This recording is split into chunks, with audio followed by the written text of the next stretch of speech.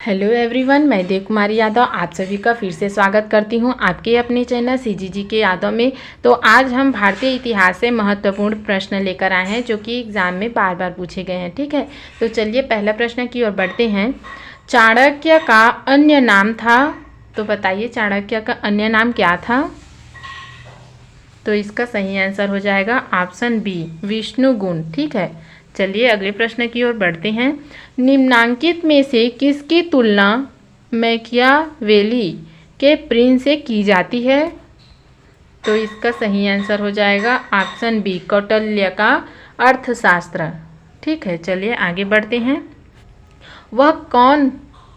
वह शासक कौन था जिसने राज सिंहासन पर बैठने के लिए अपने बड़े भाई सुसीम की हत्या की थी?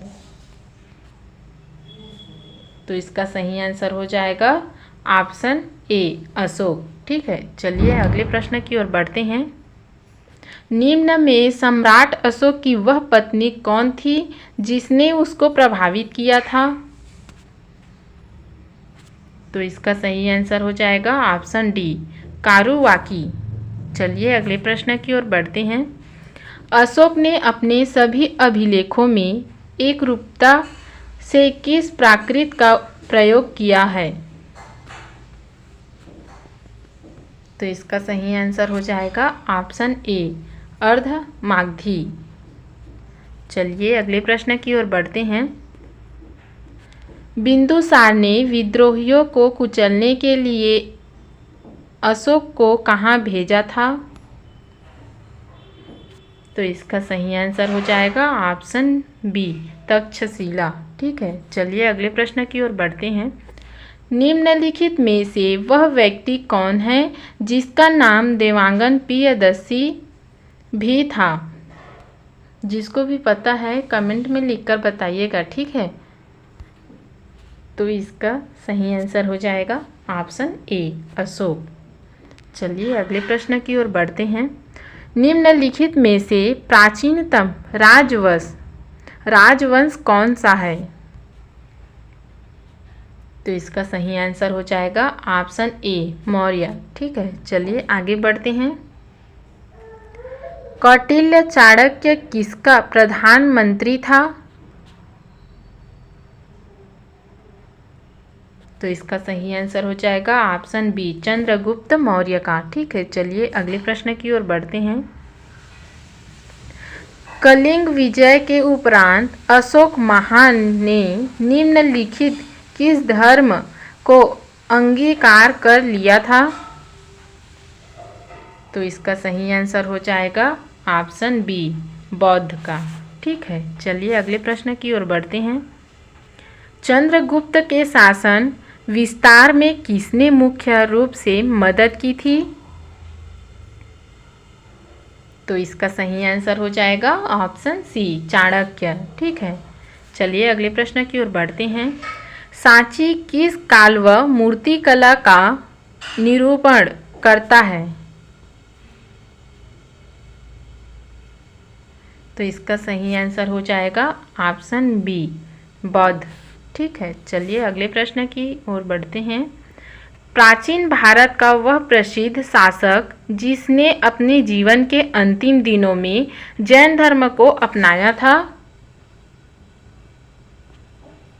तो इसका सही आंसर हो जाएगा ऑप्शन ए, चंद्रगुप्त मौर्य ने। ठीक है, चलिए आगे बढ़ते हैं। मौर्य साम्राज्य की स्थापना किसने की?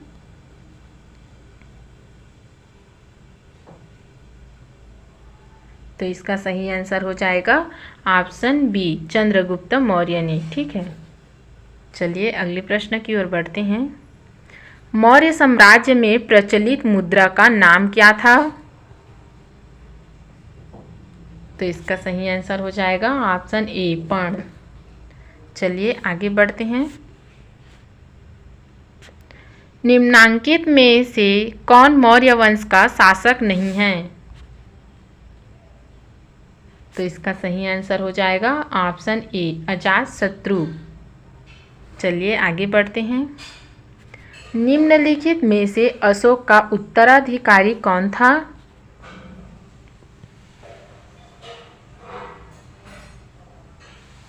तो इसका सही आंसर हो जाएगा ऑप्शन ए कुणाल। ठीक है, अशोक का उत्तराधिकारी कौन था? तो कुणाल है। चलिए आगे बढ़ते हैं। मुद्रा राक्षस का लेखक निम्न में से कौन है?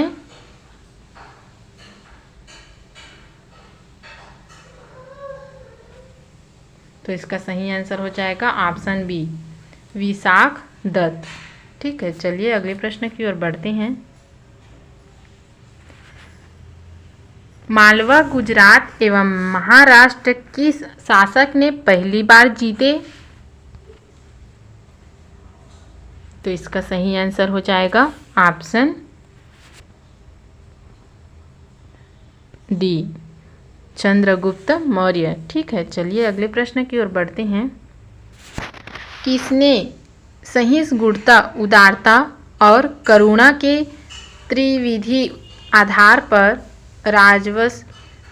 राजवंश की स्थापना की? तो इसका सही आंसर हो जाएगा ऑप्शन ए अशोक। ठीक है, चलिए आगे बढ़ते हैं।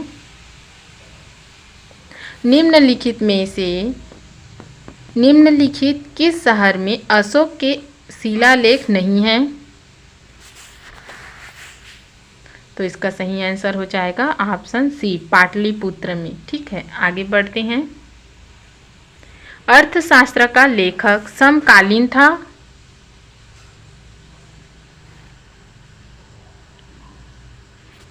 तो इसका सही आंसर हो जाएगा ऑप्शन बी चंद्रगुप्त का। चलिए आगे बढ़ते हैं।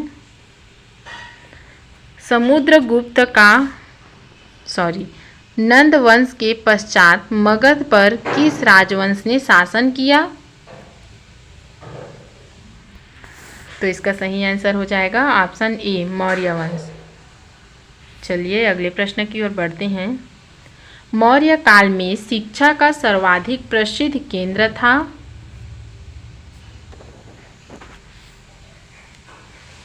तो इसका सही आंसर हो जाएगा ऑप्शन सी तक्षशिला। तक्षशिला मौर्य काल में शिक्षा का सर्वाधिक प्रसिद्ध केंद्र था। ठीक है, चलिए अगले प्रश्न की ओर बढ़ते हैं। मेगास्थनीज की पुस्तक का नाम क्या है? जिसको भी पता है कमेंट में लिखकर बताइएगा। ठीक है, तो इसका सही आंसर हो जाएगा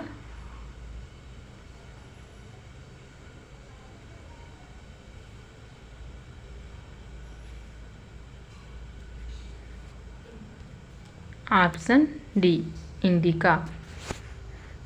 चलिए आगे बढ़ते हैं। जिसके ग्रंथ में चंद्रगुप्त मौर्य का विशिष्ट रूप से वर्णन हुआ है वह है?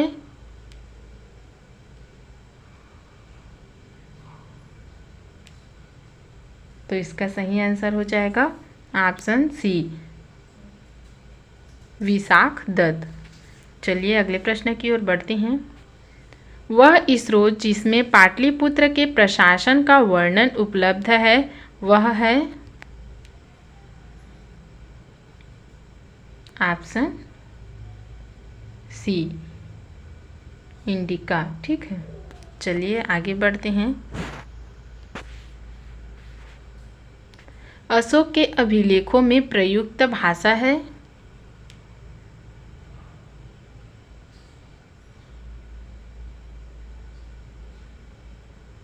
तो इसका सही आंसर हो जाएगा ऑप्शन बी प्राकृत। अशोक के अभिलेखों में प्रयुक्त प्राकृत भाषा है। ठीक है, चलिए आगे बढ़ते हैं। निम्नलिखित में किस मौर्य राजा ने दक्कन की विजय प्राप्त की थी? तो इसका सही आंसर हो जाएगा ऑप्शन बी चंद्रगुप्त मौर्य ने। ठीक है, चलिए आगे बढ़ते हैं।